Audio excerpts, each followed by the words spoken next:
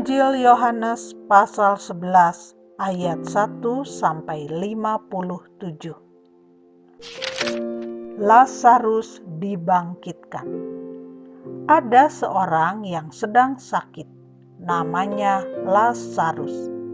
Ia tinggal di Betania, kampung Maria dan adiknya Marta.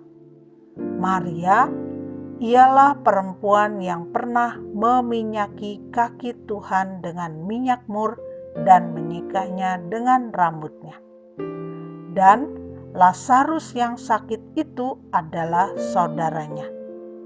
Kedua perempuan itu mengirim kabar kepada Yesus, "Tuhan, dia yang Engkau kasihi sakit." Ketika Yesus mendengar kabar itu, Ia berkata, "Penyakit itu tidak akan membawa kematian, tetapi akan menyatakan kemuliaan Allah, sebab oleh penyakit itu Anak Allah akan dimuliakan." Yesus memang mengasihi Marta dan kakaknya dan Lazarus. Namun, setelah didengarnya bahwa Lazarus sakit, ia sengaja tinggal 2 hari lagi di tempat di mana ia berada. Tetapi sesudah itu ia berkata kepada murid-muridnya, "Mari kita kembali lagi ke Yudea." Murid-murid itu berkata kepadanya, "Rabi, baru-baru ini orang-orang Yahudi mencoba melempari engkau. Masih maukah engkau kembali ke sana?" Jawab Yesus, "Bukankah ada 12 jam dalam satu hari? Siapa yang berjalan pada siang hari, kakinya tidak terantuk karena ia melihat terang dunia ini. Tetapi jikalau seorang berjalan pada malam hari, kakinya terantuk karena terang tidak ada di dalam dirinya." Demikianlah perkataannya. Dan sesudah itu ia berkata kepada mereka, "Lazarus, saudara kita, telah tertidur. Tetapi aku pergi ke sana untuk membangunkan dia dari tidurnya." Maka kata murid-murid itu kepadanya, "Tuhan, jikalau ia tertidur, ia akan sembuh." Tetapi maksud Yesus ialah tertidur dalam arti mati. Sedangkan sangka mereka, Yesus berkata tentang tertidur dalam arti biasa. Karena itu, Yesus berkata dengan terus terang, "Lazarus sudah mati. Tetapi syukurlah aku tidak hadir pada waktu itu, sebab demikian lebih baik bagimu, supaya kamu dapat belajar percaya. Marilah kita pergi sekarang kepadanya." Lalu Thomas yang disebut Didimus berkata kepada teman-temannya, yaitu murid-murid yang lain, "Marilah kita pergi juga untuk mati bersama-sama dengan dia." Maka ketika Yesus tiba, didapatinya Lazarus telah 4 hari berbaring di dalam kubur. Betania terletak dekat Yerusalem, kira-kira 2 mil jauhnya. Di situ banyak orang Yahudi telah datang kepada Marta dan Maria untuk menghibur mereka berhubung dengan kematian saudaranya. Ketika Marta mendengar bahwa Yesus datang, ia pergi mendapatkannya, tetapi Maria tinggal di rumah. Maka kata Marta kepada Yesus, "Tuhan, sekiranya engkau ada di sini, saudaraku pasti tidak mati.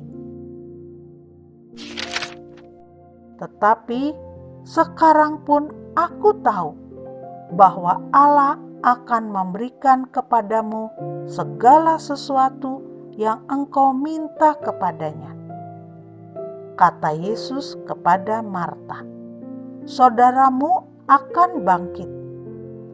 Kata Marta kepadanya, aku tahu bahwa ia akan bangkit pada waktu orang-orang bangkit pada akhir zaman. Jawab Yesus, akulah kebangkitan dan hidup. Barang siapa percaya kepadaku, ia akan hidup walaupun ia sudah mati.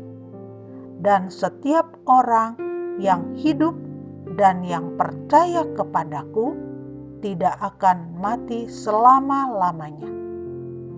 Percayakah engkau akan hal ini? Jawab Marta, ya Tuhan, aku percaya bahwa engkaulah Mesias, Anak Allah, Dia yang akan datang ke dalam dunia. Dan sesudah berkata demikian, ia pergi memanggil saudaranya Maria dan berbisik kepadanya, Guru ada di sana dan ia memanggil engkau. Mendengar itu, Maria segera bangkit lalu pergi mendapatkan Yesus. Tetapi waktu itu Yesus belum sampai ke dalam kampung itu. Ia masih berada di tempat Marta menjumpai dia.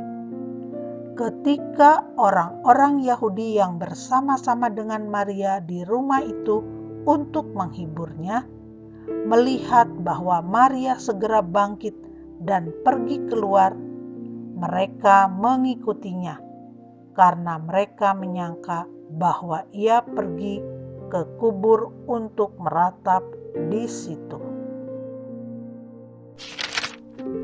Setibanya Maria di tempat Yesus berada dan melihat dia, tersungkurlah ia di depan kakinya dan berkata kepadanya, Tuhan, sekiranya engkau ada di sini, saudaraku pasti tidak mati. Ketika Yesus melihat Maria menangis dan juga orang-orang Yahudi yang datang bersama-sama dia, maka masgullah hatinya. Ia sangat terharu dan berkata, di manakah dia kamu baringkan? Jawab mereka, Tuhan, marilah dan lihatlah. Maka menangislah Yesus. Kata orang-orang Yahudi, lihatlah betapa kasihnya kepadanya. Tetapi beberapa orang di antaranya berkata, ia yang memelekan mata orang buta, tidak sanggupkah ia bertindak sehingga orang ini tidak mati? Maka masgullah pula hati Yesus. Lalu ia pergi ke kubur itu. Kubur itu adalah sebuah gua yang ditutup dengan batu. Kata Yesus, angkat batu itu. Marta, saudara orang yang meninggal itu, berkata kepadanya, Tuhan, ia sudah berbau, sebab sudah 4 hari ia mati. Jawab Yesus, bukankah sudah kukatakan kepadamu, jikalau engkau percaya, engkau akan melihat kemuliaan Allah? Maka mereka mengangkat batu itu. Lalu Yesus menengadah ke atas dan berkata, Bapa, aku mengucap syukur kepadamu, karena engkau telah mendengarkan aku. Aku tahu bahwa engkau selalu mendengarkan aku. Tetapi oleh karena orang banyak yang berdiri di sini mengelilingi aku mengatakannya, supaya mereka percaya bahwa engkaulah yang telah mengutus aku. Dan sesudah berkata demikian, berserulah ia dengan suara keras, "Lazarus, marilah keluar." Orang yang telah mati itu datang keluar. Kaki dan tangannya masih terikat dengan kain kapan dan mukanya tertutup dengan kain peluh. Kata Yesus kepada mereka, "Bukalah kain-kain itu dan biarkan ia pergi." Persepakatan untuk membunuh Yesus. Banyak di antara orang-orang Yahudi yang datang melawat Maria dan yang menyaksikan sendiri apa yang telah dibuat Yesus percaya kepadanya. Tetapi ada yang pergi kepada orang-orang Farisi dan menceritakan kepada mereka apa yang telah dibuat Yesus itu.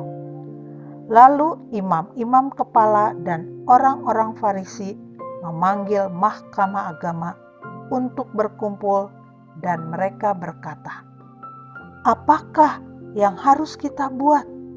Sebab orang itu membuat banyak mukjizat. Apabila kita biarkan dia, maka semua orang akan percaya kepadanya, dan orang-orang Roma akan datang dan akan merampas tempat suci kita serta bangsa kita."